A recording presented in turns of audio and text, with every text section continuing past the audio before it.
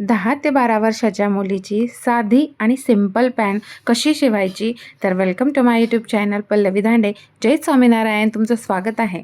तर आपला जो कपडा आहे तो शिल्लक राहिलेला होता. एक टॉप शिवला फ्रॉक आणि त्याच्यानंतर मी त्याच्यामध्ये एक छोटासा टॉप शिवला लहान मुलीचा आणि त्याचा व्हिडिओ तुम्ही बघू शकता. आधी टाकलेला आहे 2 दिवस आधी आणि आताचा जो आहे तो व्हिडिओ मी पॅन्टचा बनवत आहे. ओके, तर 30 इंचाची जी लेंथ घेत आहे बघा, तुम्ही बघू शकता.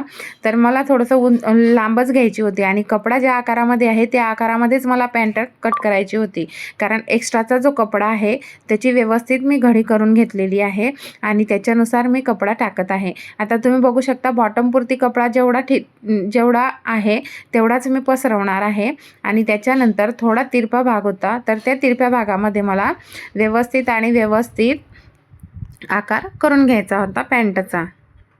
पूर्ण पसरवून झालेला आहे आणि त्याच्यानुसार मी आता माप टाकणार आहे.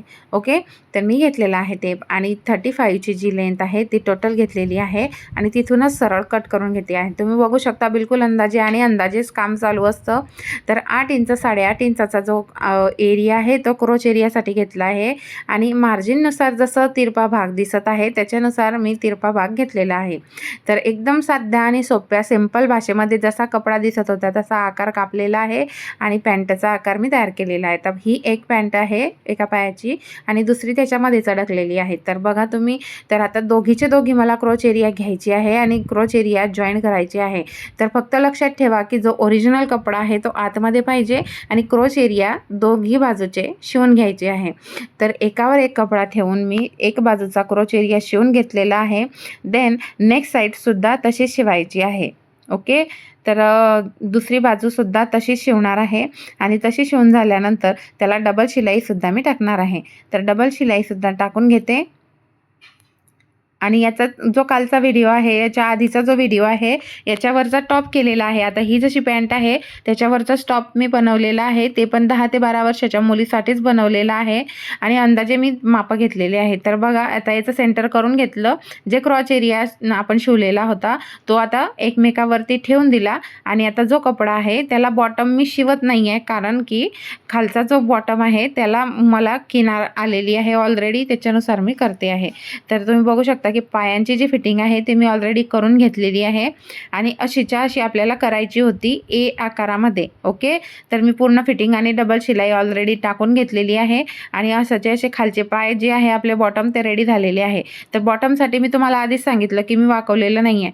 तर आता मला टाकायची आहे इलास्टिक, ते पण वरच्या बाजूसाठी कमरेसाठी.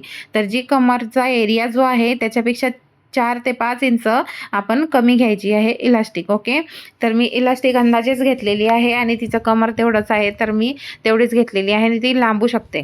ओके, तर आता वरचा जो भाग आहे कुठंही ठेवा तुम्ही, पण आपली जी शिलाईच्या जवळ जर ठेवलं तर आपल्याला बरोबर अंतर समजतं. त्याच्यामुळे मी शिलाईच्या जवळच ठेवली आणि त्याला डबल फोल्ड केली. डबल फोल्ड म्हणजे अर्धा इंच फोल्ड केली किनारपट्टी वाकवायसाठी आणि जी पूर्ण टोटल लेंथ आहे आपल्या इलास्टिकची जी टोटल लेंथ आहे ती टोटल लेंथ जशीच्या तशी ठेवली आणि ह्या ज्या पॅन्टचे जे पाय आहेत ते उलटवून घेतले, कारण की आपल्याला शिदी बाजू समोर पाहिजे असते आणि उलट्या बाजूला आपण हे लावत असतो, इलास्टिक लावत असतो. तर तुम्ही बघू शकता सुई आतमध्ये टाकलेली आहे आणि जी इलास्टिक आहे ती खेचून म्हणजे ताणून मी लावत आहे. तर लक्षात ठेवा, ताणून इलास्टिक ही पूर्ण लावायची असते आणि जर जास्ती कपडा असला तर तुम्ही आधी कपड्याला चुरघड्या टाकू शकता किंवा मग टक्स टाकू शकता. नाहीतर मग तुम्ही ज्याच्या म्हणजे आता मी जसं लावते आहे त्याच्यामध्ये थोडासा कपडा अजून ॲड करत लावायचा. जर कमरचा घेर जास्ती असला तर चुरघड्या पाडू शकता.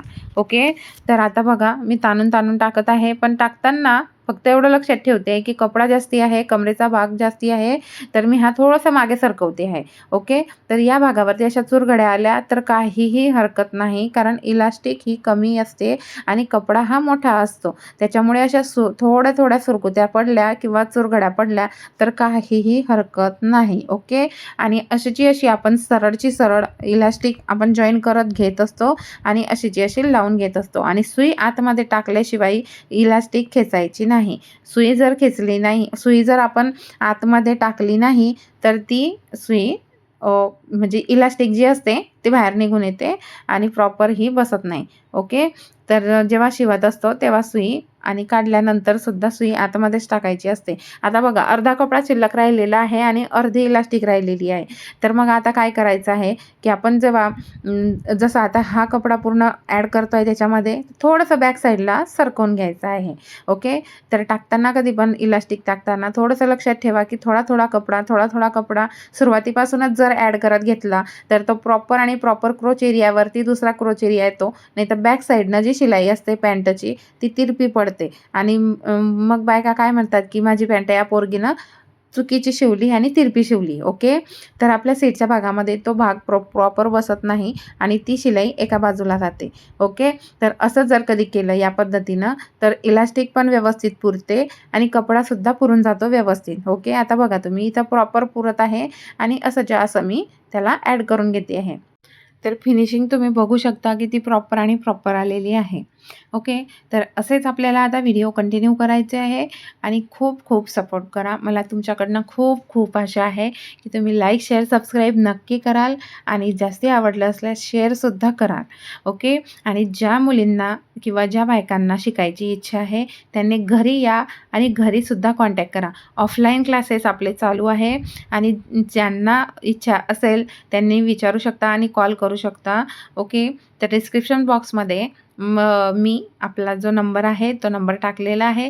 ज्यांना इन्क्वायरी करायची असेल त्यांनी नक्की कॉल करा आणि त्यांना मी नक्की सांगायचा प्रयत्न करेल की आपले क्लासेस कसे चालतात.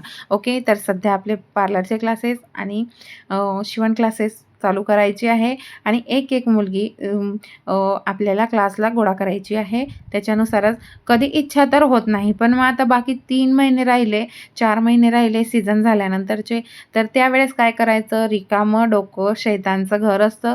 त्याच्यासाठी आपल्याला काही ना काही कामं करत राहिले तर आपलं हेल्थ पण चांगली असते आणि आपल्याला वेल्थ पण मिळत असते. ओके, तर आपल्या पॅन्टचं जे फायनल लूक आहे ते कसं झालेलं आहे तर नक्की सांगा आणि कमेंट करायला विसरू नका. ओके, तर फायनल लूक कसं झालेलं आहे